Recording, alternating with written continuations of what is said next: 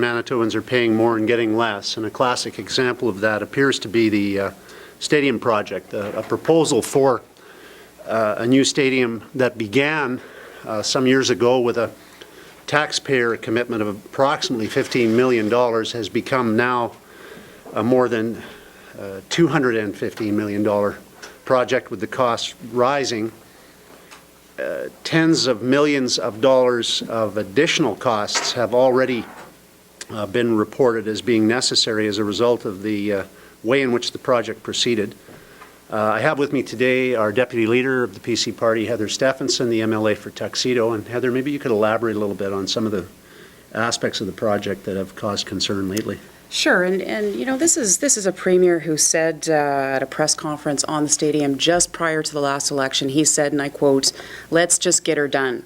Now, tens of millions of dollars in repairs have been expended just 2 years after the project has been in existence to take care of issues like concrete issues, heating and insulation issues, access issues, the list goes on, but even some safety issues, things like guardrails that are missing. Lack of fireproofing in some areas. So clearly this is costing Manitoba taxpayers a lot more than they originally signed up for. The question is how much and who's responsible. And we believe the only way to get to the bottom of those questions is by way of an independent audit.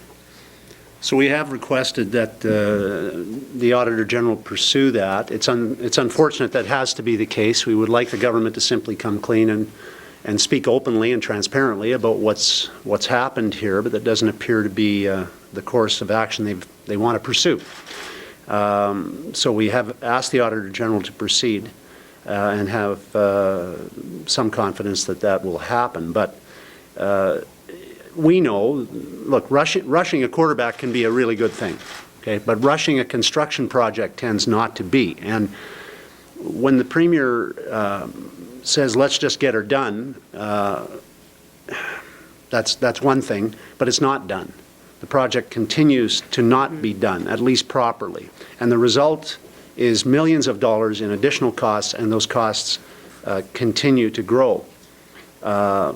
There are allegations that have been made from various sources, and we would like the government to respond to those publicly so Manitobans could understand where they stand on these issues. But one of those allegations from the former chair of Triple B goes along the lines of this quote: "We knew the plans had problems that needed to be fixed and addressed." Well, why weren't they fixed and addressed before they became massive multi-million-dollar problems? I think that's a fair question to ask. Mm-hmm. The fact is that Manitobans were, and I hope remain, excited about this project. But that excitement dwindles and is eroded as they see the mismanagement and the consequences of what some are saying, at least, is a rush job. I and all Manitobans, I think, believe that what we were asked to invest in was something we have not yet received. And I think Manitobans feel let down, and I think we need to get to the bottom of why.